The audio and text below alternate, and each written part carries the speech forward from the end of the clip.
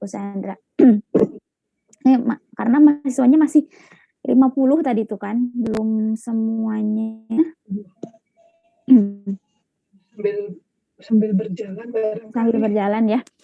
Baik, kita buka dulu ya praktikum hari ini. Assalamualaikum warahmatullahi wabarakatuh. Waalaikumsalam warahmatullahi wabarakatuh. Ya, selamat pagi Bu Mega, Bu Sandra. Saya lihat biasanya sudah ada Pak Awang nih. Pak Awang, Pak Awang nanti mungkin menyusul dan juga kakak asisten, juga teman-teman sekalian. Ya, jadi hari ini kita sengaja, karena ini kan praktikum hampir terakhir ya, ini ke-13 ya, 13 ya, jadi sekalian juga kita review-review lah ya. Jadi hari ini, tadi kan teman-teman sudah menonton tuh materi ya, ada materi in vitro tentang nanas. Nah, kalau selama ini, dari dosennya nih yang memberikan materi kan. Nah, sekarang kita akan coba teman-teman yang akan menggali lebih lanjut materi itu, lalu disampaikan nih kepada teman-temannya hasil pencarian materi kalian itu, lalu kemudian kita diskusikan, begitu. Nah, supaya tidak melebar topiknya, begitu kan kalian suka bingung kan topiknya. Nah, kita sudah membagi. Jadi ini akan ada 60 orang ya, sekitar 60 orang. Itu kita bagi menjadi 6 kelompok. 6 kelompok acak. Nanti ini saya sudah, terima kasih Mas Saiful, sudah ada breakout room-nya. Daftar namanya juga sudah dibuat oleh kakak asisten, tapi mohon dicatat terlebih dahulu ya topik materinya. Ini sudah siap catatannya, teman-teman? Ini kita bagikan topiknya dulu. Sebelum kelompok. Respon mahasiswa pada menjawab dong. Diam aja mereka. Bu. Catat ya. Oke. Kelompok 1 topiknya sterilisasi dan persiapan bahan tanam. Sterilisasi dan persiapan bahan tanam. Kelompok 2 multiplikasi dan pembesaran. Multiplikasi dan pembesaran. Kelompok 3 adalah aklimatisasi dan pemeliharaan di lapangan. Aklimatisasi dan pemeliharaan di lapangan. Kelompok 4 fase vegetatif dan kelompok 3 aklimatisasi saja. Kelompok 3 aklimatisasi saja. Kelompok 4 fase vegetatif dan generatif di lapangan. Fase vegetatif dan generatif di lapangan. Kelompok 5 faktor yang mempengaruhi keberhasilan tunas in vitro. Faktor yang mempengaruhi keberhasilan tunas in vitro. Ya, dan terakhir kelompok 6 adalah kendala-kendala dalam perbanyakan nanas in vitro. Kendala-kendala dalam perbanyakan nanas in vitro. Kakak asisten nanti tolong share kelompoknya di chat ya. Ini saya buka breakout room-nya dulu, ada 6.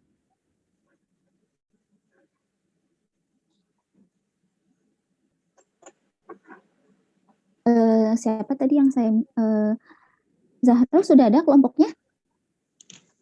Sudah ada Ibu, mohon, tapi sebentar lagi akan di-share Bu. Oke, share ya. Atau saya assign aja ya langsung gitu. Acak 10-10 dulu gitu ya. 1, 2, saya masukkan ya. Iya, biar tidak terlalu. 3, 4, 5, 6, 7.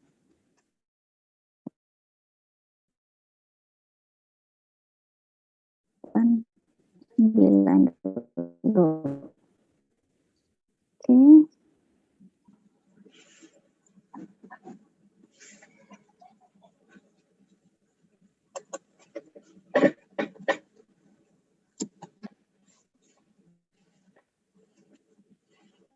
Ini sudah muncul kan breakout room-nya di kalian?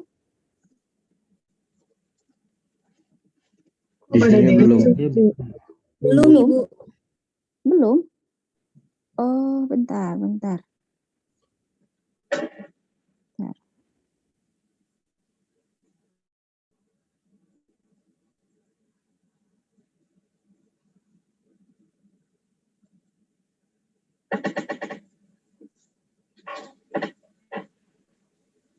Oke. Sekarang sudah ada? Sudah muncul. Muncul ya? Sudah. Oke, ada 6. Assign-nya oke. Saya assign to room. Melihatnya di mana Di ya? bagian apa namanya? Share screen, ada record, ada breakout room. Share screen. Oh, Ini saya acak ya room-nya. Biar cepat aja sih sebenarnya. Kalian tinggal masuk.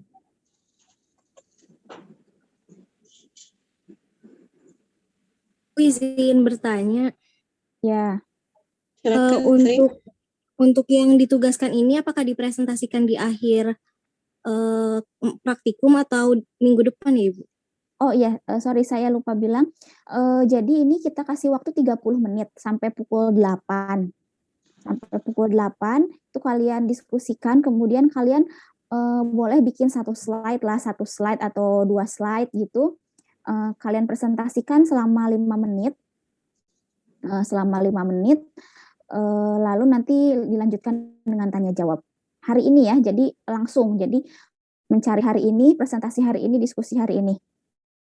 jadi ini materi praktikum hari ini. Baik, Ibu, terima kasih. Ini jangan pada milih room sendiri ya, ini saya lagi bagi-bagi room.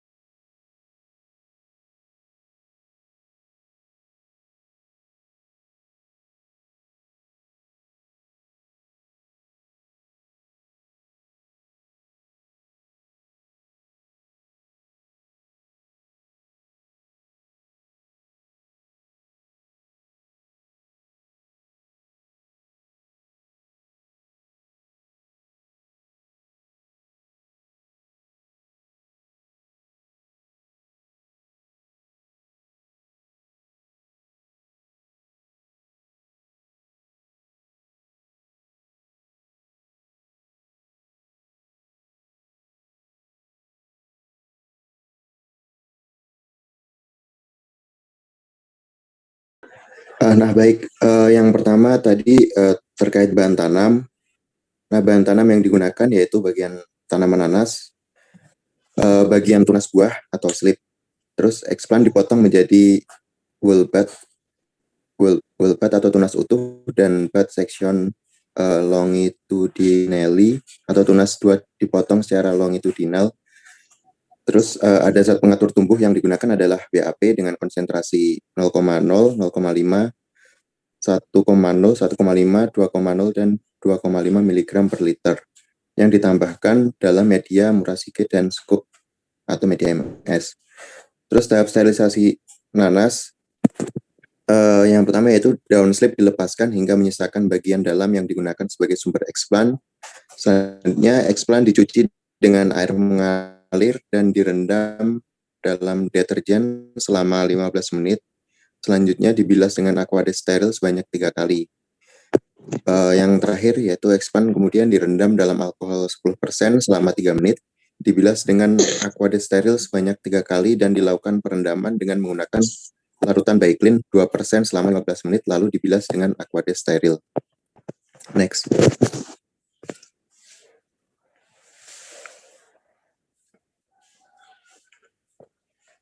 Nah, jadi tadi sewaktu kami mencari itu ada dua sumber eksplan. Yang pertama dari slide yang sudah saya bacakan tadi, terus yang kedua dari mahkota nanas atau yang seperti di video yang disampaikan oleh Bu Erin tadi.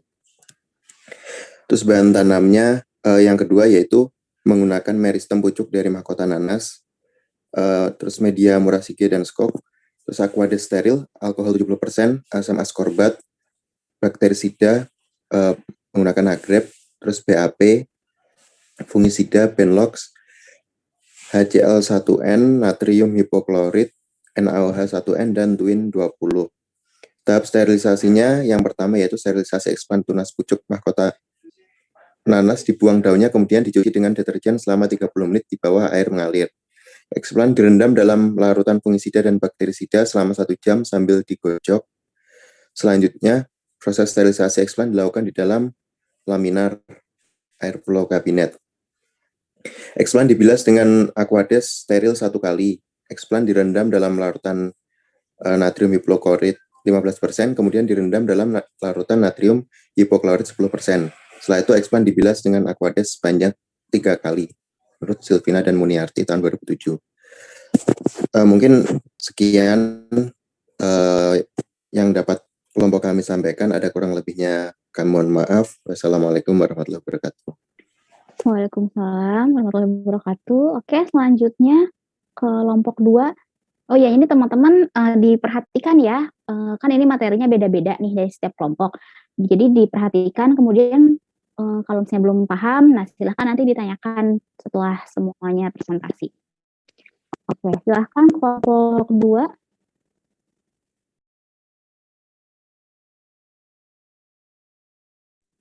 Kelompok 2 itu siapa ya tadi itu materinya? Siapa perwakilannya? Multiplikasi dan pembesaran? Ya Bu, Yuan mewakili kelompok 2. Ya, bentar Bu, mau share screen. Ini Wak, maaf ya Wak.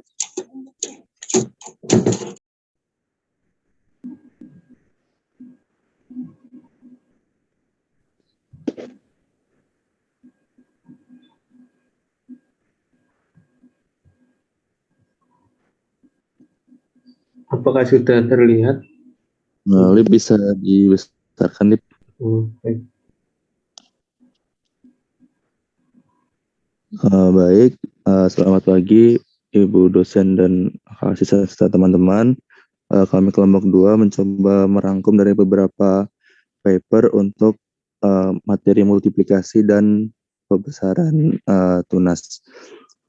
Yang pertama untuk multiplikasi dulu, media yang umum digunakan yaitu media MS dengan rataan pH-nya 5,8. Kemudian untuk jenis ZPT-nya di sini beragam. Ada yang menggunakan PAP, ada yang menggunakan tidiazuron, dan ada yang menggunakan campuran dengan NaA. Untuk konsentrasinya di sini ada yang 1 mg per liter, kemudian ada juga yang hingga dengan satuan molar 4,4 mikromolar, dan campurannya seperti NaA. Di sini ada yang menggunakan BHP 1 mg per liter dengan NaA 1 mg per liter. Kemudian tidiazuron itu konsentrasinya bisa dilihat di sini dengan durasinya berbeda-beda. Ada yang mulai dari 2 mst sudah muncul 2,33 pucuk per eksplan, kemudian untuk durasi yang lebih lama sampai 31 minggu di sini bisa memproduksi hingga 56 sampai 65 tunas.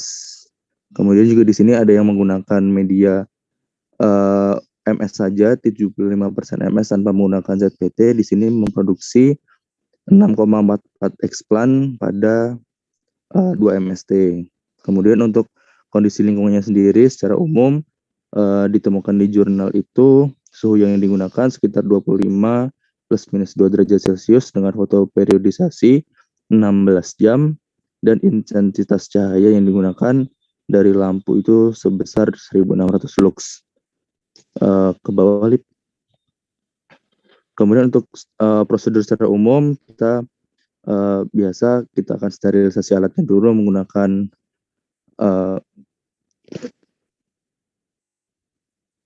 sterilisasi alat yang digunakan seperti botol kultur, pinset, skalpel, dan lain-lain agar tidak terjadi kontaminasi. Kemudian lingkungan kerja juga disterilisasi agar tidak menimbulkan memunculkan inokulan yang bisa menyebabkan kontaminasi. Ke bawah, Lip. Kemudian kita mempersiapkan media tanam seperti yang tadi disampaikan, kita menggunakan media MS dengan komposisi yang standar dan ditambahkan agar menjadi media yang padat. Selanjutnya kita menanam explant di dalam laminar airflow kabinet agar tidak terjadi kontaminasi. Kemudian explant dipelihara pada kondisi lingkungan yang sudah disebutkan selama waktu yang ditentukan. Tadi ada berkisar antara 2 MST hingga 31 MST sesuai dengan kebutuhan dan nanti diamati pertumbuhannya pada setiap minggunya. Selanjutnya di sini ada pembesaran, bisa ke bawah. Media digunakan sama media MS dengan adanya tambahan unsur hara makro, mikro, vitamin, dan sukrosa dengan pH-nya di sini 5,6. Kemudian jenis ZPT yang digunakan di sini cukup beragam. Ada yang menggunakan BAP, ada juga yang menggunakan IAA. Kemudian untuk durasinya di sini pemanjangan tunas itu membutuhkan waktu 6-8 minggu agar explant itu bisa diakarkan. Untuk kondisi lingkungannya sendiri di sini cukup sama. Kondisinya 25 dengan suhu 25 derajat plus minus 2 derajat. Dan di sini ada perlakuan penyemprotan alkohol 70% setiap hari dengan tujuan untuk mencegah kontaminasi. Prosedurnya di sini menurut Rusmania 2010 planet yang tadi sudah diperbanyak, sudah banyak mata tunasnya, ada perlakuan BA dan EAA, dan kemudian di subkultur dengan dibuang daun dan akarnya kemudian dipotong sepanjang 0,5 sampai 1 cm dari pangkal batang. Ke bawah, Lip. Kemudian ditanam pada media MS. Kalau di sini di paper ini disebutkan dipelihara selama 30 sampai 35 hari. Kemudian setelah setelah membesar tunasnya, kemudian diambil dan ditanam pada media MS. Berikut beberapa daftar pustaka yang kami gunakan. Terima kasih atas perhatiannya dan mohon maaf apabila ada hal-hal yang kurang sesuai atau berkenan. Kami kelompok 2 mengucapkan terima kasih. Terima kasih ya kelompok 2. Oke, selanjutnya silahkan kelompok 3. Kelompok 3 adalah tentang aklimatisasi. Silahkan. Oke, Bu, izin share screen. Siap, silahkan.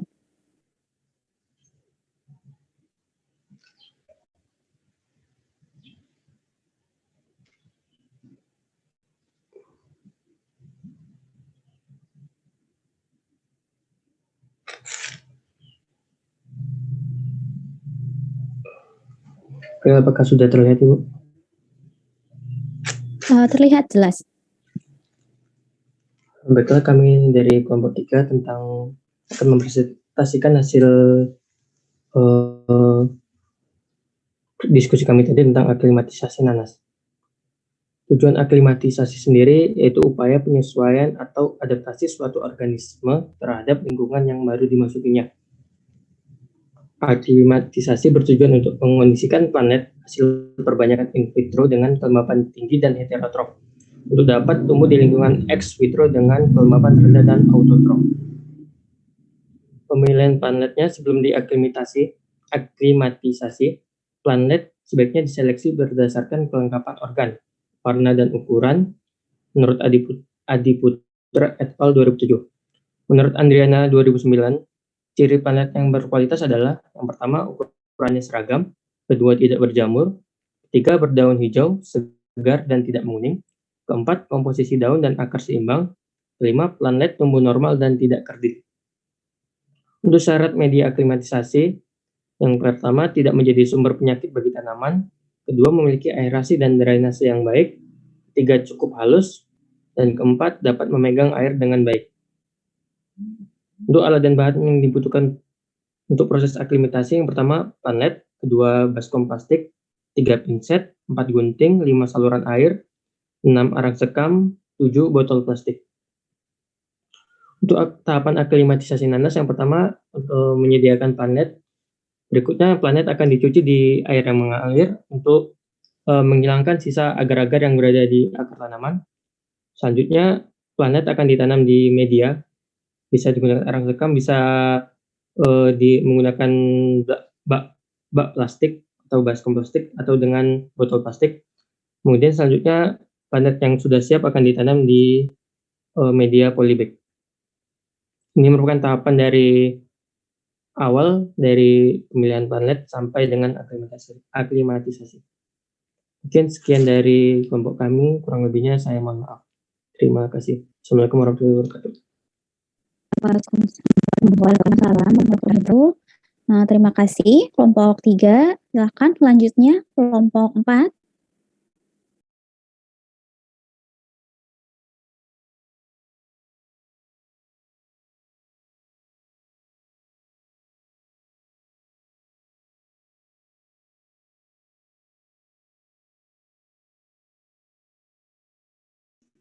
Apakah suara saya terdengar?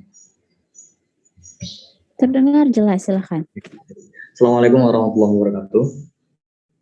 Selamat pagi, salam sejahtera bagi kita semua. Kami dari kelompok 4 akan memaparkan hasil diskusi kami mengenai fase generatif dan vegetatif di lapangan. Berikut merupakan anggota kelompok kami dari kelompok 4. Yang pertama, karakteristiknya. Fase vegetatif, fase pertumbuhan tanaman mulai pertama tumbuh sampai akan berbunga. Sedangkan fase generatif, fase pertumbuhan tanaman mulai inisiasi bunga pertama sampai akhir. Fase generatif dan fase reproduktif adalah peristiwa yang tidak terputus dan bisa overlapping.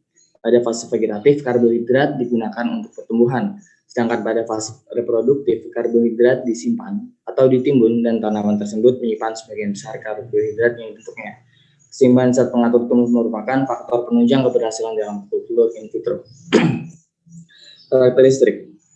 Fase juvenil atau vegetatif mengarah pada pembentukan atau pertumbuhan daun, akar, dan batang serta percabangan organ vegetatif sebagai saus dan sik. Ketika mencapai fase dewasa, pertumbuhan sepenuhnya atau sebagian besar diarahkan pada pembungaan dan pembuahan. Sehingga pertumbuhan daun, akar, dan percabangan mulai berhenti atau berkurang. Bunga dan buah sebagai C yang diutamakan atau buah. Berikut merupakan proporsi vegetatif dan reproduktif suatu tanaman. Fase vegetatif nanas. Pada bagian akar. Akar nanas dibedakan menjadi akar primer dan akar sekunder dengan kedalaman tidak lebih dari 50 cm. Pada pertumbuhan selanjutnya, akar-akar tersebut bercabang membentuk akar sekunder. Selanjutnya memperluas bidang penyerapan dan membentuk sistem perakaran yang kuat. Batang. Batang tanaman nanas dapat dilihat apabila daun-daun dihilangkan. Batang tanaman nanas berruas-ruas dengan panjang masing-masing ruas bervariasi antara 1 sampai 10 cm. Batang tanaman nanas berukuran 20-25 cm dan beruas pendek. Batang berfungsi sebagai tempat melekat akar, daun, bunga, tunas, dan buah. Sehingga secara visual, batang tersebut tidak nampak karena di sekelilingnya tertutup oleh daun. Tangkai bunga atau buah merupakan perpanjangan batang. Pada bagian daun, daun berbentuk memanjang dan sempit. Panjang daun dapat mencapai 130-150 cm dengan daun tua lebih pendek dari daun muda yang ada di atasnya. Pada fase vegetatif, pertumbuhan panjang daun terus meningkat sampai panjang maksimum sejalan dengan bertambahnya umur tanaman. Tanaman nanas yang mempunyai pertumbuhan dan perkembangan normal akan mempunyai daun sempurna lebih dari 35 helai pada sekitar umur 12 bulan setelah tanam. Fase generatif nanas. Buah tanaman nanas berbentuk bulat, panjang, warna daging nanas berwarna putih, kehijauan, dan berwarna kuning apabila sudah tua. Buah nanas muda memiliki mata berwarna keladu atau hijau muda. Apabila buah sudah tumbuh maksimal dan sejalan dengan proses pemasakan buah, maka warnanya akan berubah. pada bagian generatif bunga. Pada fase pembungaan primodia bunga yang terbentuk akan menggantikan primodia daun-daun. Bunga nanas dilindungi oleh kelopak bunga berwarna merah yang berbentuk seperti sisik ikan. Makin tua warna kelopak bunga tersebut, maka makin hilang. Bunga akan membuka setiap hari dan jumlahnya sekitar 5-10 puntung. Pertumbuhan bunga dimulai dari bagian dasar menuju bagian atas dan memakan waktu antara 10-20 hari. Berikut merupakan daftar pustaka yang kami gunakan. Kurang lebihnya mohon maaf. Terima kasih. Assalamualaikum warahmatullahi wabarakatuh. Waalaikumsalam warahmatullahi wabarakatuh. Terima kasih kelompok ya. Selanjutnya silahkan kelompok 5. Baik Ibu, izin share screen. Silahkan. Bismillahirrahmanirrahim. Assalamualaikum warahmatullahi wabarakatuh. Pada kesempatan kali ini, saya mewakili kelompok 5 akan mempresentasikan hasil diskusi kami mengenai faktor yang mempengaruhi keberhasilan tunas in vitro. Kami menemukan 6 faktor yang mempengaruhi keberhasilan tunas in vitro. Yang pertama adalah media. Media dasar kultur tersusun atas unsur-unsur yang penting, yaitu zat pengatur tumbuh, vitamin, sumber karbon, dan garam anorganik yang terdiri dari unsur hara esensial. Media kultur menyediakan unsur hara makro dan mikro. Media merupakan sumber karbohidrat, umumnya berupa gula sebagai pengganti karbon di atmosfer. Setiap eksplan dari suatu komoditas tanaman mempunyai kecocokan terhadap suatu media untuk mampu tumbuh menjadi kalus dan planlet. Selanjutnya adalah lingkungan. Pada lingkungan yang mempengaruhi itu terdapat 4, yaitu pH, temperatur, cahaya, dan kelembaban. Faktor suhu berpengaruh secara langsung terhadap perkembangan sel dan jaringan, pembentukan organ tanaman, dan berkaitan erat dengan siklus perkembangan tanaman yang berada di bawah pengaruh enzim. Walaupun tidak terdapat kisaran suhu optimum yang berlaku secara universal untuk pertumbuhan in vitro sebagian besar tanaman, namun Reed 1960 mengemukakan bahwa kisaran suhu 20-270 Celcius paling sering digunakan. Menurut Gunawan 1988, banyak laporan menyatakan bahwa temperatur yang baik untuk pertumbuhan tanaman dalam in vitro antara 25-280 Celcius, yang merupakan suhu ruangan normal. Sampai 28 Celcius.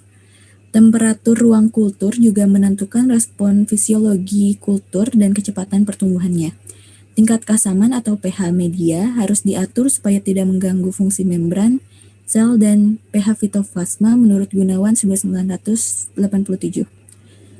Pengaturan pH media juga selain memperhatikan kepentingan fisiologi, sel juga harus mempertimbangkan faktor-faktor sebagai berikut, yaitu kelarutan dari garam-garam penyusun media, pengambilan dari zat pengatur tumbuh dan garam-garam lain, dan efisiensi pembekuan agar. Secara umum dikatakan bahwa kebanyakan bagian tanaman tumbuh dengan baik pada media yang mengandung buffer lemah pada pH antara 5-6 menurut Wetterell 1982.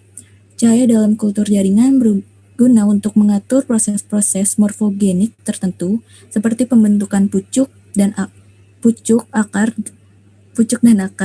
tidak untuk fotosintesis karena sumber energi bagi eksplan telah disediakan oleh sukrosa. Cahaya dibutuhkan untuk pertumbuhan tanaman. Cahaya yang baik untuk pertumbuhan kultur ialah cahaya berwarna putih. Dan terakhir, yaitu kelembaban. Kelembaban udara penting untuk mencegah kultur mengalami kekeringan. Jika kelembaban ruangan rendah, maka penguapan air dari media kultur akan terlalu besar, dan sebaliknya, jika kelembaban ruangan tinggi akan menyebabkan terjadinya pertumbuhan mikroba di luar wadah kultur atau alat-alat, sehingga akan menaikkan derajat kontaminasi. Selanjutnya adalah kondisi eksplan. Eksplan merupakan sebutan bagi tanaman yang dikulturkan. Menurut Harjadi 1989, bagian tanaman yang dijadikan sebagai eksplan mencakup dari ujung pucuk, irisan-irisan batang, daun bunga, daun keping biji, akar, buah, embrio, meristem pucuk apikal, dan jaringan nuselar. Menurut Gunawan 1987, Ukuran expand yang dikulturkan turut menentukan keberhasilan dari suatu teknik kultur jaringan. Ukuran expand yang terlalu kecil akan kurang daya tahannya apabila dikulturkan, sedangkan apabila terlalu besar akan sulit untuk didapatkan expand yang steril. Menurut Mariska dan Sukmajaya, 2003 juga menambahkan ukuran expand yang dapat digunakan dalam teknik kultur jaringan bervariasi dari ukuran mikroskopik 0,1 sampai 5 cm. Faktor genotipe umumnya berhubungan erat dengan faktor-faktor lain yang mempengaruhi pertumbuhan expand, seperti kebutuhan nutrisi, ZPT, dan lingkungan kultur. Komposisi media, ZPT, dan lingkungan pertumbuhan yang dibutuhkan oleh masing-masing varietas tanaman bervariasi meskipun teknik kultur jaringan yang digunakan sama. Masing-masing varietas tanaman berbeda kemampuannya dalam merangsang pertumbuhan tunas aksilar, baik jumlah tunas maupun kecepatan pertumbuhan tunas aksilarnya. Regenerasi dan perkembangan organ adventif dan embrio somatik juga ditentukan oleh varietas tanaman induk. Yang kelima yaitu ZPT atau zat pengatur tumbuh. Auksin dan sitokinin merupakan ZPT yang sering digunakan dalam kultur in vitro. ZPT sitokinin dan auksin tidak mempengaruhi pertambahan jumlah tunas, namun interaksi keduanya mempengaruhi jumlah tunas. ZPT sitokinin dan auksin berpengaruh terhadap jumlah daun. Interaksinya tidak mempengaruhi jumlah daun. Sitokinin berpengaruh terhadap jumlah akar, dan auksin dan interaksi keduanya tidak mempengaruhi jumlah akar.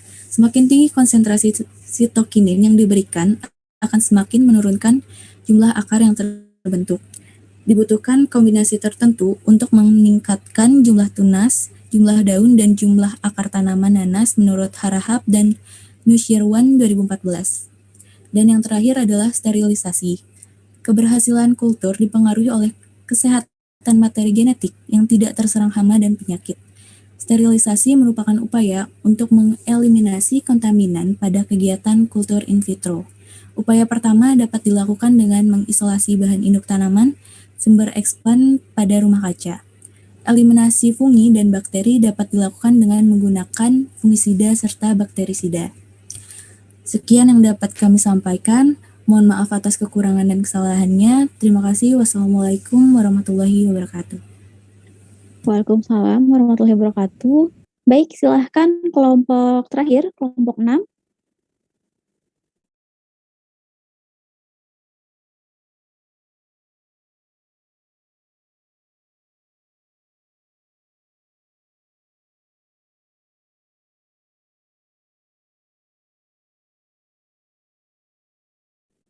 Kelompok 6.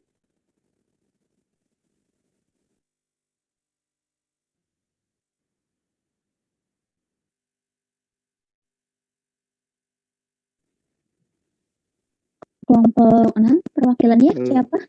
Apakah suara saya terdengar? Terdengar, tapi kayaknya lemes banget gitu. Iya, maaf saya lagi sakit. Atau misalnya temannya bisa gantikan. Ada berapa orang tuh? 11 orang ya, kelompok 6. Izin Bu, izin menggantikan Hamdan. Oke, silakan. Sebentar saya izin sharing dulu Bu ya.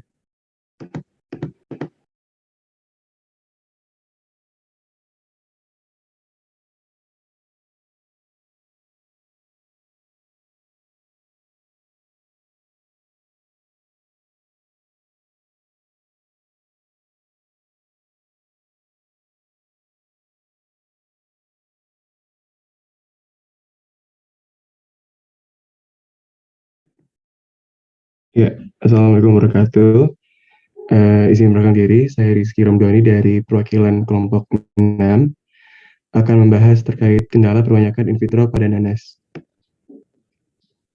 Pertama di sini kendala perbanyakan nanas in vitro. Yang pertama adalah laju multiplikasi yang rendah. Laju multiplikasi yang rendah ini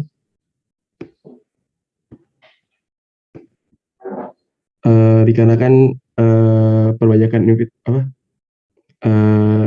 perbanyakan penyumbatan nanas secara in vitro ini cukup lama begitu uji multiplikasinya. Terus sulitnya mendapatkan tanaman dengan kondisi yang steril, terjadinya off-type atau mutasi, belum adanya konsentrasi GPT yang seimbang dan efektif untuk menghasilkan banyak tunas. Banyak kasus terbentuknya planet chimera, terjadinya kontaminasi yang menghambat pertumbuhan tanaman in vitro. Nah, mungkin untuk lebih jelasnya bisa ditambahkan oleh teman-teman yang lain.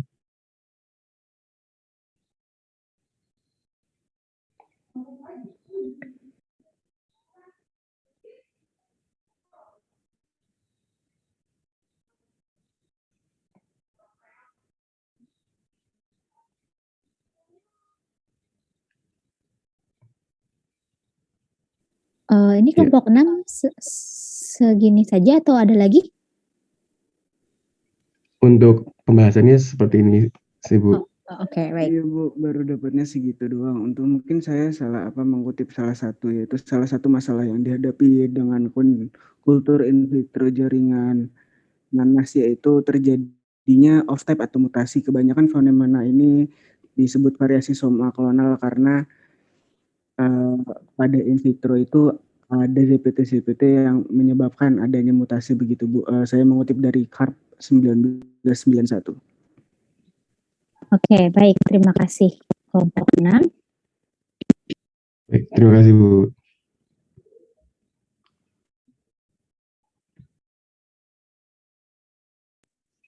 Baik, sudah semua kelompok presentasi dengan materi topiknya masing-masing. Nah, ini karena topiknya berbeda-beda. Nah, silahkan mungkin dari teman-teman kelompok lain yang berbeda topik ingin bertanya atau menggali lebih dalam gitu, tadi kurang paham, silahkan.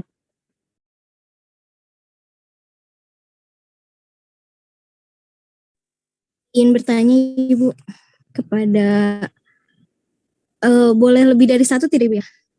Boleh, tapi silahkan tunjukkan kepada kelompok mana begitu ya. Baik. Jadi untuk kelompok 2 kan tadi disebutkan ada beberapa penelitian yang menyebutkan penggunaan zat pengatur tumbuh yang berbeda-beda. Nah, mungkin dari situ apakah dari kelompok 2 bisa menyimpulkan kira-kira penggunaan ZPT mana yang terbaik untuk multiplikasi.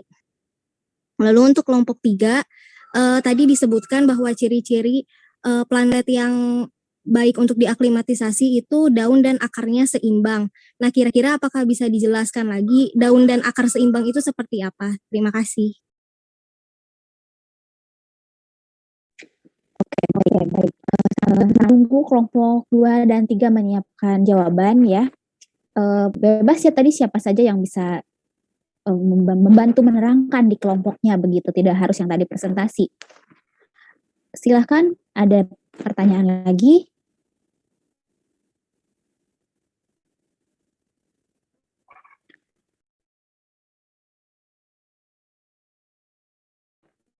Silahkan, tidak ada yang masih kurang jelas begitu.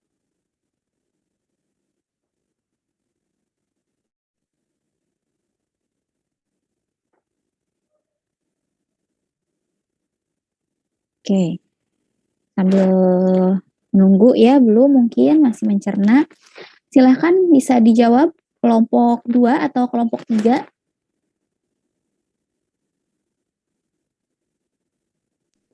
Ya Bu, izin menjawab mungkin untuk kelompok 2 tadi pertanyaan dari Inci. Jadi kalau mungkin saya ini jawabnya berdasarkan referensi yang kami gunakan saja dalam mengerjakan tugas ini. Kalau bisa dilihat di situ menurut kami campuran ZPT yang paling optimum untuk perbanyakan nanas dengan hasil yang lebih baik itu di sini adalah 4,4 mikromolar PA dengan 0,5 mikromolar NaA, karena di sana mampu menghasilkan dalam 1 tahun itu bahkan lebih dari 100.000 planet, sehingga mungkin asumsinya per hari bisa lebih dari per minggu mungkin bisa lebih dari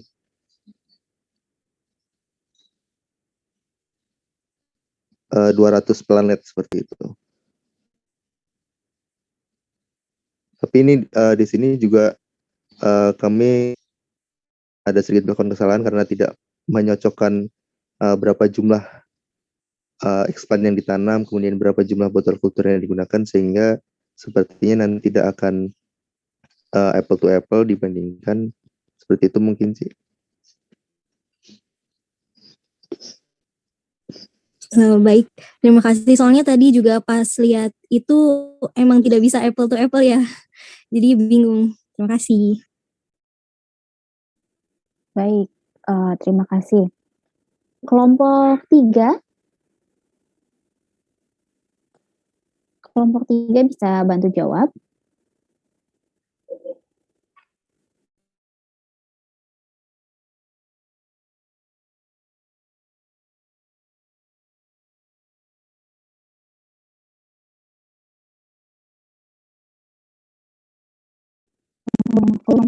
Tadi pertanyaannya ya tentang daun dan akar yang seimbang.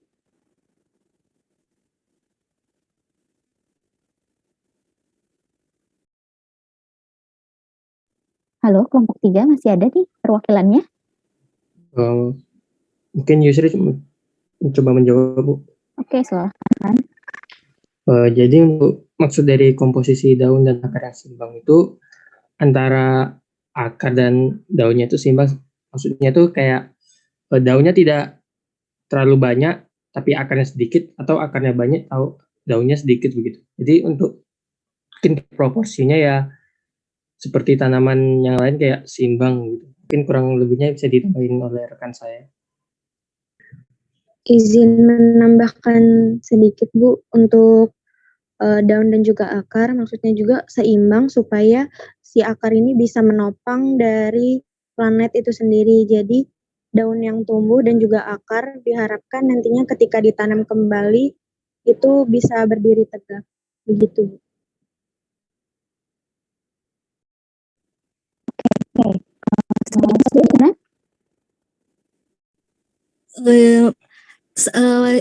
Gini, jadi saya bingung itu paham mengenai keseimbangan antara tajuk dan akar, tapi yang saya bingungkan itu apakah berdasarkan seperti bulatan kanopi dan lebar akar seperti itu kan itu juga bisa diukur keseimbangannya, atau hanya sebatas penilaian visual seperti itu, tidak ada pengukurannya. Tapi sudah menjawab, terima kasih. Oke, baik. Kelompok 3 mau ditambahkan lagi jawabannya atau cukup? Mungkin kami mencari literatur yang pasti dulu ya Bu, supaya tidak salah menjawab. Oke, baik ya. Baik, silahkan rekan-rekan yang lain yang ingin bertanya.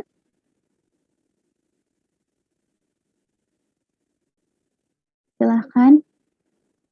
Atau sudah jelas tadi materi yang disampaikan teman-temannya?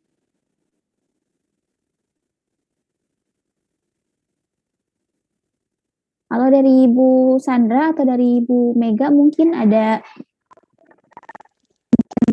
atau misalnya mau bertanya juga pada praktikan ini.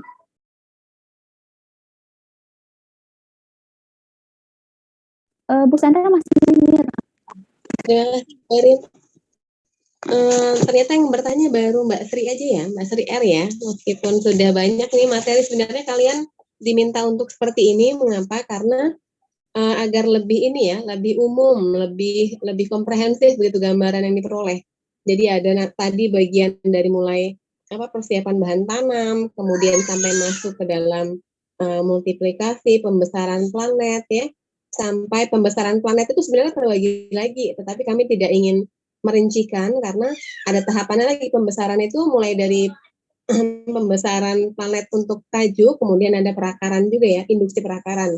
Baru masuk tahap aklimatisasi dan pertanaman di lapangan. Dan setiap tahapan itu cukup panjang. Untuk pertanaman nanas, pembiakan secara kultur in vitro ini sudah dilakukan di PT Giant Pineapple. Jadi mereka tidak hanya menggunakan perbanyakan secara vegetatif, tetapi juga menggunakan teknik kultur in vitro. benar seperti yang disampaikan oleh kelompok 6 ya, Hamdan dan rekan-rekan, bahwa kendalanya memang masih pada ini ya, adanya variasi soma klonal. Oleh karenanya ya ada batasan berapa kali tanaman nanas ini disubkultur di dalam proses perbanyakannya. Tadi saya catat beberapa pertanyaan ya, beberapa pertanyaan yang masih bingung ya untuk masih membingungkan Mbak Sri ya tadi ya untuk berapa sih sebenarnya rasio proporsi daun dan akar yang seimbang itu? Kalau tadi untuk konsentrasi zat pengatur tumbuh yang digunakan sudah disampaikan oleh rekan-rekan, yang terbaik ya protokol yang terbaik dari yang mereka baca dari beberapa referensi.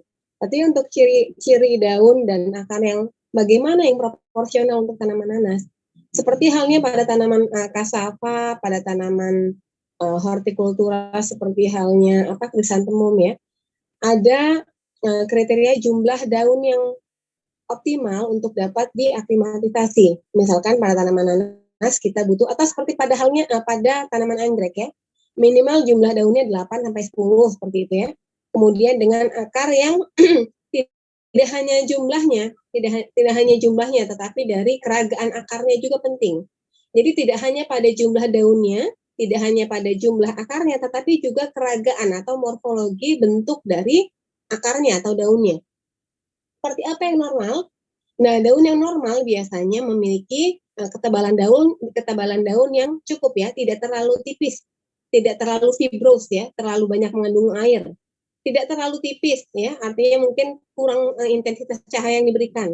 Jadi daunnya itu cukup tebal, kemudian warnanya hijau cerah begitu ya, hijau gelap tetapi tidak tampak layu begitu ya, tidak terkontaminasi penyakit ya. Tadi disebutkan juga oleh tidak terkontaminasi bibit yang baik, tidak terkontaminasi jamur. Mungkin lebih tepatnya adalah penyakit itu bisa diakibatkan oleh bakteri ataupun cendawan ya. Kalau jamur kurang pas. Nah kemudian daunnya tadi kalau misalkan tidak fibros, tidak terlalu berair, kemudian tidak terlalu tipis, ketebalannya cukup, juga bentuknya tidak terlalu misalkan terlalu lebarnya tidak sempit ya. Kalau lebarnya sempit juga bisa jadi karena keriting disebabkan virus, bisa jadi seperti itu ya. Tetapi kita butuh lebar daun yang proporsional juga dengan panjangnya, ya kan? Kemudian setelah itu baru dihitung jumlahnya ya, warna daunnya cukup, hijaunya, kemudian jumlahnya, misalkan 6 sampai 10 untuk bisa diaklimatisasi. Kemudian kita lihat akarnya. Akarnya kalau terlalu pendek, misalkan daunnya panjang tetapi akarnya hanya 1 cm, berarti ada kekurangan, mungkin inisiasi atau induksi perakarannya masih kurang dioptimalisasi ya, zat pengatur tumbuh yang digunakan. Tentu menggunakan jenis auksin, mungkin konsentrasinya perlu divalidasi ya untuk memberikan pengakaran yang terbaik. Selain dari panjang akarnya, kemudian bentuk akarnya ya, dan juga jumlah akarnya. Jadi jumlah akarnya harus bisa menopang tadi ya, rekannya tadi Rahma menambahkan harus mampu menopang menyediakan atau mengabsorb hara dari media untuk digunakan oleh daun. Ketika jumlah daun kemudian akar itu sudah proporsional, kemudian sudah baik, biasanya dia kalau menggunakan botol kultur yang 200 ml itu sudah hampir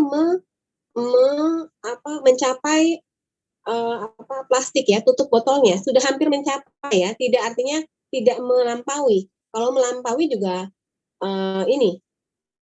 tidak disarankan karena batang tanaman atau calon dari tanaman nanasnya tentu akan memiliki bentuk yang melengkung dan sebagainya. Jadi kalau bisa tidak mencapai ketinggiannya pun harus yang disarankan ya. Jadi ketinggiannya cukup ya, pada botol kultur 200 ml itu sudah cukup ya. Kemudian kira-kira 10 sampai 15 cm, daunnya sekitar 8 mungkin sampai 10 daun, perakarannya jumlahnya cukup, baru kemudian itu kita katakan tanaman tersebut siap. Jadi biasanya kalau untuk tanaman nanas itu berapa di dalam pembesaran di dalam kultur in vitronya. Mungkin perlu waktu sekitar 6-9 bulan gitu baru siap untuk aklimatisasi. Ya, itu bergantung dengan protokol yang digunakan juga. Baru setelah itu masuk pada pemilihan media pada aklimatisasi ya. Ini tentu juga penting untuk mendapatkan survival rate ya. Daya tahan, adaptasi yang tinggi ya ketika sebelum masuk ke lapangan. Jadi ketika aklimatisasi persentasenya yang tumbuh itu tinggi, kemudian baru dilapangkan. Nah, mengapa sebenarnya kultur jaringannya menjadi pilihan? Selain dari penggunaan biji itu ada efek segregasi ya. Jadi efek dari filial atau keturunannya tidak sama dengan induknya. Nah, yang menjadi informasi tambahan adalah pada tanaman nanas ini ada self incompatibility atau inkompatibilitas pada polennya ya. Jadi polen di dalam nanas itu sendiri tidak bisa menyerbuki bunga betinanya itu sendiri. Jadi dia harus diserbuki dari tanaman lain atau bahkan dari spesies yang lain, misalkan dari canyon, dari canyon, nanas canyon ke nanas tanis jenisnya, jenis berbeda gitu baru bisa terbentuk biji. Nah, jadi ada self incompatibilitas di sana, kemudian juga ada efek segregasi, kemudian juga yang menjadi informasi tambahan adalah bahwa kita perlu keseragaman ini ya, keseragaman pertumbuhan dari nanas. Kalau kalian lihat nanas yang ditanam pada bedengan-bedengan seperti halnya di PT Gridaya Pineapple yang memiliki luasan 45.000 hektar, itu kan butuh pemeliharaan yang sangat intensif ya, meskipun mungkin sebagiannya mekanis, sebagian dengan manual ya. Tetapi itu pemeliharaannya harus satu arahan, satu prosedur, satu instruktur ya. Jadi kalau saatnya pemupukan, saatnya semua pemupukan. Atau bagian yang ini harus penyiraman seperti itu. Nah, kemudian yang paling penting juga, nanas ini ketika memasuki usia 10 bulan ketika ditanam di lapangan ya, sudah di lapangan, kemudian berumur 10 bulan, itu baru kemudian bisa diinduksi pembungaannya dengan menggunakan etilen, kemudian bahan-bahan penginduksi pembungaan lainnya. Jadi ada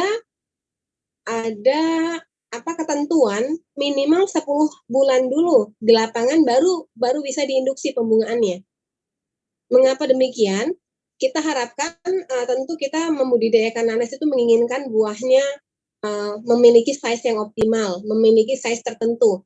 Kalau 5 bulan di lapangan kemudian sudah diinduksi pembungaan dengan menggunakan misalkan kalsium karbida ataupun etrel ataupun gas etilen, itu mungkin saja dilakukan, tetapi dapat diduga ya hasilnya bahwa mungkin size atau ukuran nanas yang diharapkan tidak optimal karena secara vegetatif tanaman nanasnya belum siap untuk berbuah, kita sudah induksi untuk bisa berbunga, ya kan? Padahal dia belum cukup umur ya, belum cukup umur secara vegetatif. Jadi minimal untuk ketentuan SOP budidaya nanas untuk bisa diinduksi pembungaannya pada usia 10 bulan. Nah, tentu kalau ada patokan umur induksi pembungaan, berarti kita inginkan tanaman itu seragam di lapangan ya. Dapat dibayangkan juga kalau tidak seragam seperti apa. Satu baris sudah bisa diinduksi pembungaan, satu baris belum. Atau satu baris sudah tetapi ada spot-spot yang belum. Itu kan sangat menyulitkan untuk teknisnya, apalagi dengan skala perkebunan yang cukup besar. Nah, untuk skala perkebunan nanas yang besar saat ini di Indonesia, itu memang di Lampung ya, ada 600.000 ton ya dihasilkan setiap tahunnya. Kemudian Jawa Timur, Jawa Tengah, dan Jawa Barat memang sebagai sentra yang berikutnya. Komoditas nanas juga menjadi komoditas unggulan nasional setelah pisang ya. Jadi ini memang komoditas unggulan penting kita yang memang perlu terus digali untuk mempertahankan produksi nasional kita paling tidak, karena saat ini memang lahan juga semakin sulit, sudah banyak yang dikonversi, dialih fungsikan lahannya. Jadi sementara mungkin itu saja ya tambahan, walaupun tidak ke arah sana, saya memberikan informasi saja secara umum. Terima kasih Bu Erin. Mungkin ada yang sudah mempersiapkan ini pertanyaan lebih lanjut untuk rekan-rekannya.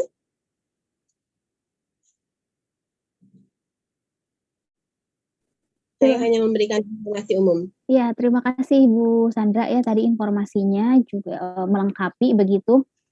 dan cukup dan sangat lengkap. Nah, silahkan mungkin teman-teman masih ada yang ingin ditanyakan pada rekan-rekannya. Semoga juga tadi meskipun ini ya berbeda kelompok yang mendapatkan tugas setiap topik, semoga rekan-rekan yang lain juga ikut menyimak sehingga mendapat keseluruhan ya, Bu Erin ya, informasi dari setiap topik, karena nanti kan jika minggu depan mungkin atau sudah ada pengumuman ujian praktikum, kalian sudah lebih bersiap ya, paling tidak untuk topik nanas ya, karena ini lebih lengkap ini dijelaskan oleh rekan-rekan yang lain. Silahkan teman-teman, atau bagaimana nih? Apa sudah paham semua? Mungkin karena mencari sendiri ya, jadi lebih paham begitu. Kalau misalnya kadang juga kalau tidak diberi tugas juga jadinya mendapatkan informasinya hanya dari kita saja begitu kan. Kalau nyari sendiri ternyata banyak hal-hal yang detail begitu kan, jadinya lebih tahu gitu. Mungkin nanti Pak Bu Erin dari setiap kelompok juga bisa di-share di Drive mungkin atau seperti apa sehingga rekan-rekan yang lain bisa membaca ya. Ya, karena nanas ini komoditas yang besar ya di Indonesia gitu kan. Jadi pengembangannya bagus, kemudian juga marketnya besar. Nah, jadi nanti teman-teman juga kalau misalnya kerja begitu di GGP misalnya, itu juga bukan yang mengkulturkan ya, jadi justru supervisornya. Jadi yang mengkulturkannya mah nanti ada teknisi begitu. Sudah, jadi teman-teman kerjanya tidak mengkulturkan begitu. Jadi nanti ada jadi kalian supervisi nih, misalnya apa nih kekurangan dari media ini gitu kan, kemudian bikin jadwal gitu kan. Kalau misalnya ingin memproduksi sekian harus mengkulturkan berapa segala macam. Nah, jadi seperti itu gitu. Jadi harus tahu gitu kekurangannya apa nih kalau pakai media ini, kalau misalnya pakai ZPT ini, pakai seperti itu, lebih seperti itu sih sebetulnya. Kalau pengalaman kakak-kakak kelas kalian ya, yang sudah ada di GGP begitu. Begitu ya Bu Sandra ya biasanya. Kalau teman saya sih di sana begitu katanya, tidak. Dia kalau kapasitas seorang sarjana pertanian memang arahnya ke arah supervisor ya, paling tidak manajer ya, manajer bagian produksi, manajer pemasaran gitu ya. Jadi tidak lagi memang di teknis. Jadi kalian harus punya gambaran juga nih. Kalau setelah lulus ditawarkan di bagian itu minimal manajer ya. Jadi kalian harus tahu tuh rantai produksinya mulai dari hulu, persiapan bahan tanam, kemudian permintaan konsumen gitu kan ya, sampai ke hilirnya, permintaan pasarnya, kualitasnya, gradingnya seperti apa. Benar Bu Ellen seperti itu? Ya biasanya sih nanti kalau awal-awal, biasanya kalau GGP kan training dulu ya, training setahun gitu kan. Kemudian nanti ditempatin kalian maunya di mana, bukan maunya di mana sih, yang lowongannya ada di mana. Ada yang di produksi, ada yang di mana gitu. Nah nanti biar cepat ya kalau di perkebunan seperti itu. Mungkin ada tambahan dari Bu Mega juga? Bu Mega mungkin agak kurang sehat tadi Bu Erin. Mungkin kalau misalnya lagi dari rekan-rekan, mereka juga sudah cukup ini ya, antusias tadi sudah berdiskusi antar kelompoknya. Kemudian kita minta sharing saja antar kelompok ya untuk mereka bisa mencerna ya. Mungkin masing-masing ingin membaca secara langsung tahapan demi tahapannya, topik demi topiknya ya, tentunya dari 6 kelompok yang sudah memberikan presentasi tadi. Mungkin dari situ saja kalau misalkan tidak ini ya. Mungkin karena sudah masuk minggu ke-13 ini ya, antara semangat untuk menghadapi UAS dan energi yang sudah mulai menipis, kami harapkan sih tetap tidak ya, sampai UAS berakhir ini ya. Ya, tapi mudah-mudahan berarti semester depan, semester 7 ya. Mudah-mudahan nanti ada kebijakan yang yang diharapkan dari mahasiswa kan pengen offline kan ya. Jadi mudah-mudahan nanti ada kebijakan dari rektorat ya. Jadi bukan kalau departemen sih kita juga mengikuti gitu. Jadi kita kan nggak bisa gitu. Jadi mudah-mudahan dari rektorat dipertimbangkan lah. Kalian kan mau skripsi kan ya. kita juga paham begitu teman-teman mau skripsi gitu. Jadi mudah-mudahan nanti diprioritaskan begitu. Mungkin kita akhiri saja ya Bu Sandra. Iya Bu Erin, iya. Misalnya kalian bisa ya menggali informasi dari rekan-rekan yang tadi ya, minimal itu paling minimalnya ya. Ya teman-teman, kita akhiri saja ya praktikum hari ini karena sudah jam 9 juga, dan kami lihat tadi juga sudah bagus ya, waktunya cuma dikasih waktu 30 menit tapi informasinya lengkap begitu, dan itulah yang terjadi saat ini di kedepannya. Di dunia kerja juga begitu, kasih tugas cuma kasih waktu berapa itu langsung dikumpulkan begitu. Nah, realitasnya seperti itu, dan sekarang kan sistemnya memang seperti itu ya, di online begitu, meeting online, jadi kalian juga udah ternyata sudah cukup bagus begitu. Baik, kita akhiri ya praktikum hari ini. Terima kasih atas perhatiannya. Saya akhiri. Wassalamualaikum warahmatullahi wabarakatuh. Waalaikumsalam warahmatullahi wabarakatuh. Silakan mengisi presensi ya. Tadi sesuai yang diminta oleh Kak Krismandia juga itu sebagai bukti kehadiran kalian, selain dari mengisi mobile for student ya. Saya juga untuk P2 mungkin Bu Erin sudah membuka sejak tadi ya. Iya. Bu Mega, Mangga, silakan bisa live dari sini untuk bisa mengisi presensi dari kakak asisten dan juga pada IPB for Student. Terima kasih Bu Erin, Bu Sandra, mahasiswa